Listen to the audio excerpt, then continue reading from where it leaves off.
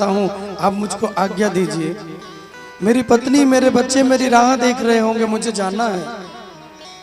सुदामा जी जाने के लिए तैयार हुए, खड़े होते हैं सुदामा तो द्वारिकाधीश प्रभु उन्हें पकड़ लेते हैं, बहुत जोर से हृदय से लगाते हैं, जोरदार तालियां एक बार बजाएं कृष्ण कन्हैया के लिए। बोले द्वारिकाधीश भगवान की, सुदामा जी महाराज की जय हो।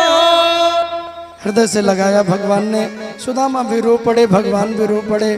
बड़ा प्रेम स्नेह किया है प्रभु को, और इतना स्नेह प्रेम करके छोड़ने के लिए सुदामा जी को जाने लगे। आप सब ने भी प्रणाम किया, आप सब भी बड़भागी हैं, क्योंकि सुदामा जी को तो चावलों का दान करता है या अपने धन का दान करता है, उसके यहाँ अन्य धन की कमी नहीं होती। आप सब ने जिन जिन ने अपने भाव सुदामा जी को अर्पण किए हैं, आपको बहुत बहुत आशीर्वाद, बहुत बहुत शुभकामनाएं, ढेर सारा आशीर्वाद आपको। और सुदामा भगवान को छोड़ने के लिए जाने लगे। आगे आगे सुदामा जाते हैं, पीछे पीछे द्वारिकाधीश भगवान। और जब प्रभु छोड़ने के लिए जाते हैं, जिस हाल में सुदामा आए थे उसी स्थिति में भगवान ने उनको भेजा है। कहीं द्वारिका में कोई ये ना कहे, किसी को ये ना लगे कि भगवान के मित्र हैं, तो किस प्रकार भगवान ने इनको किया। जिस रूप में सुदामा आए थे उसी रूप में भेजते हैं। द्वारिकाधीश लेके चले, सातों द्वार को पार करवा के नगर के द्वार पे लाए। पूरी द्वारिका पूरी खड़ी है, पूरी द्वारिका नगरी खड़ी है, और पूरी द्वारिका नगरी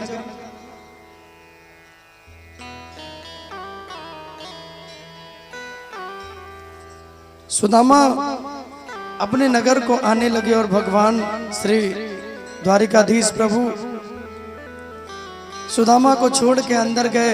रुक्मणी जी कहते हैं, आहा प्रभु मैं धन्य हो गया।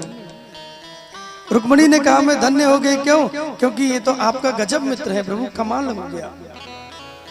मैं जल लेने के लिए गई तो आप रो रो कर सुदामा को, अपने आंसुओं से सुदामा के चरण को आपने धुल दिया।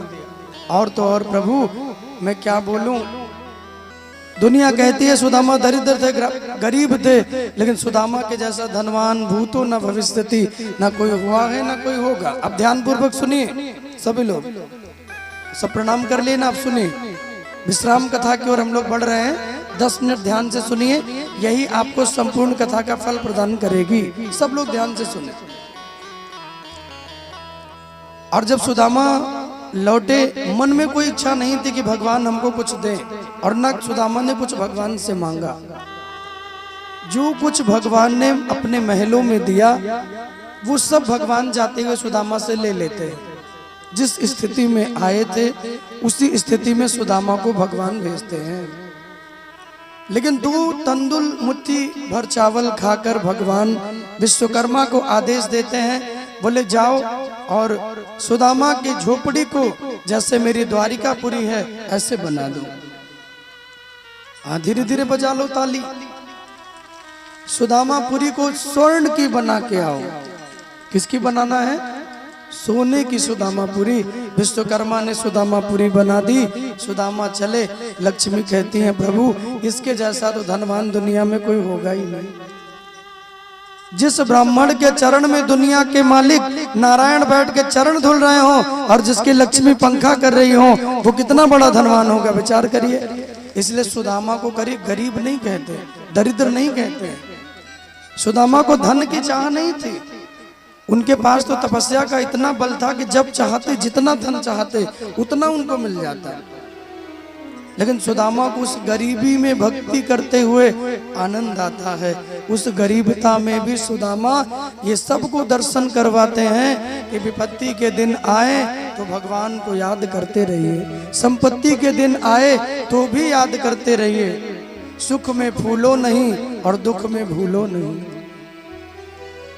लोग संपत्ति आती है, सुख आता है, बच्चे नौकरी पा गए, बहू आ गई, सब कुछ चकाचक हो गया, तो फिर भगवान को साइड लगा देते हैं, बोले तुम चलो इधर, सब हो गया अब तुमको क्यों करना भाई।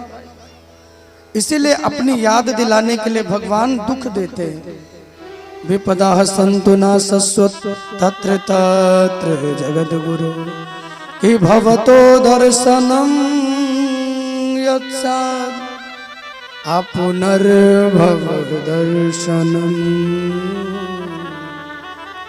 पुनर्भवदर्श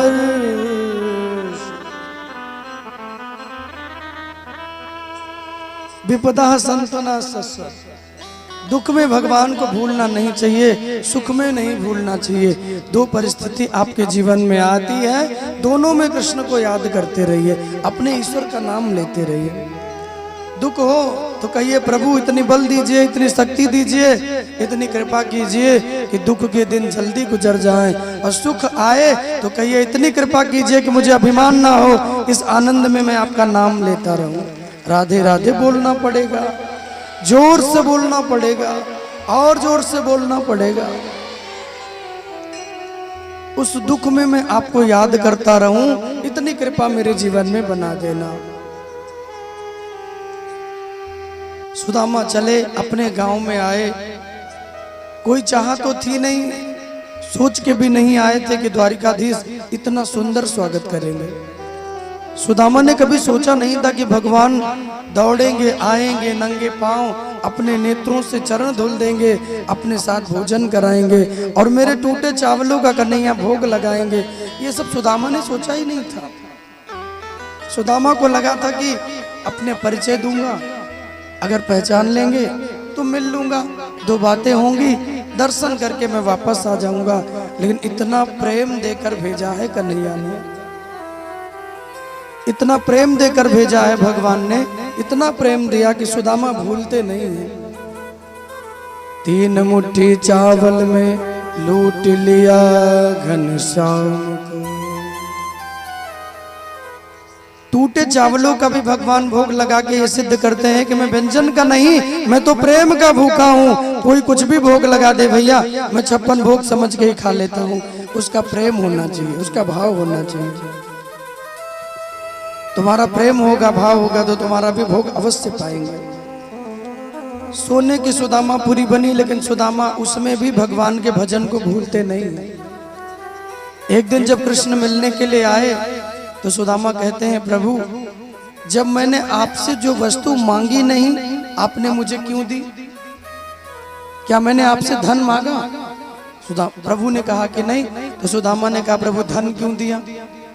तब भगवान मुस्कुराए और प्रभु ने कहा कि सुदामा, तुमने धन नहीं मांगा और न तुमको मैंने धन दिया है। धन तो तुम्हारी पत्नी ने मांगा तो सुशीला को धन दिया, और तुमने भक्ति मांगी तो तुमको मैंने भक्ति प्रदान की है। इसलिए जो धन चाहे उन्हें धन मिलता है, जो भगवान की भक्ति चाहे उन्हें प्रभु की भक्ति मिलती है। राधे राधे बोलना पड़ेगा, जोर से बोलना पड़ेगा, और जोर से बोलना पड़ेगा। अब आज ही तो बोलना है, कल से थोड़ी कोई कहेगा कि क्या बोलना पड़ेगा। अब बैठे रहना आराम से अपने घर में, खूब आनंद लेते रहना। वही टीवी, वही मोबाइल, वही पति, वही बेटा, वही सब घर परिवार है ना। फिर से यहाँ तो आते आते जो 3-7 दिन तो कम से कम घर में महाभारत होने से बच गई। 7 दिन तो रामायण हो गई जीवन में, बंद हो गया। 7 दिन तो जीवन में रामायण हो गई कम से कम। आज आते आते इतना दिन बीत गया, पता चला क्या 7 दिन निकल गया। लगा कि अब प्रारंभ हुई, कब प्रारंभ हुई और कब विश्राम हो गया ये तो पता ही नहीं चला। शुरू के 1-2 दिन में मैंने कहा था ना, थोड़ा सा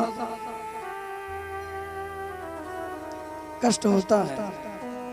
शुरू के 1-2 दिन में थोड़ा सा लगता है, पाँव थोड़े भारी हो जाते हैं, दर्द हो जाता है, बहुत आसन बदलने पड़ते हैं, बहुत कुछ हो जाता है। लेकिन फिर उसके बाद देखिए आप कितनी देर बैठे हैं, कुछ हो रहा है? हो रहा है क्या? कोई तकलीफ है क्या? ये प्रभु का द्वार है। इस द्वार पे जो आता है वो अपने हर मनोकामना की पूर्ति करके जाता है। उसकी जो मनोकामना हो वही पूरी हो जाती है। सुदामा की सुंदर कथा को सुनाया, भक्ति का वरदान मिला, जीवन भर भक्ति करते रहे, अंत समय में भगवत चरणों में इनको स्थान मिला है। आगे यदुवंशियों के विनाश की कथा आती है, जहां जामवंती के बेटे हैं सांब। सांब जो हैं वो बड़े सुंदर हैं। एक दिन दुर्वासा जी भगवान से मिलने के लिए आए तो भगवान के पुत्रों ने सांब को साड़ी पहना दी, पेट से कपड़ा बांध के साड़ी पहना के और दुर्वासा जी के सामने लेके गए। और दुर्वासा जी के सामने ले जाके कहते हैं, आप बताइए ये मेरी बहन है, इनको बेटी होगी कि बेटा होगा? कई बार पूछे दुर्वासा जी तो वैसे भी क्रोध में रहते हैं, बोले ना बेटी होगी ना बेटा होगा, जो होगा वो तुम्हारे कुल का नाश कर देगा। मूसलम कुल नाशनम। बच्चे डर गए, पेट से कपड़ा जब हटाया तो कड़ाही और मूसल बन गए। लोहे के कड़ाही मूसल को तोड़ दिया और तोड़ करके ले गए समुद्र में ले जाके फेंक दिए। और समुद्र में ले जाके जब फेंकते हैं तो वही लोहे के छोटे छोटे टुकड़े एरका नाम के घास बन गए। समुद्र के किनारे घास बन के उग गए। और एक दिन जब सारे यदुवंशी यज्ञ करने के लिए समुद्र के किनारे गए, यज्ञ किया और यज्ञ के बाद मदिरा पान भी किया।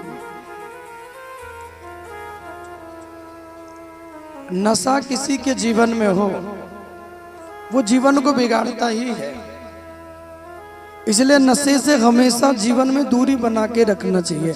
हमारे ब्रज में कहते हैं, नशा नाश को दूजो नाम, तन मन धन तीनों बेकाम। मदिरा मांस इन सब चीजें हमेशा दूर रखिए अपने मन को, शुद्ध सात्विक विचार बनाइए, भगवान का भोग लगा के भोजन करते रहिए, आनंद बरसेगा जीवन में। सारे यदुवंशी पहुंचे, यज्ञ किया, मदिरा पान की, आपस में लड़ने लगे। वही एरका नाम के घास को उखाड़ के एक दूसरे को मारने लगे। और कुछ ही देर में वो जो घास है ना वो तलवार का काम करने लगी। और कुछ ही देर में जितने यदुवंशी थे सब आपस में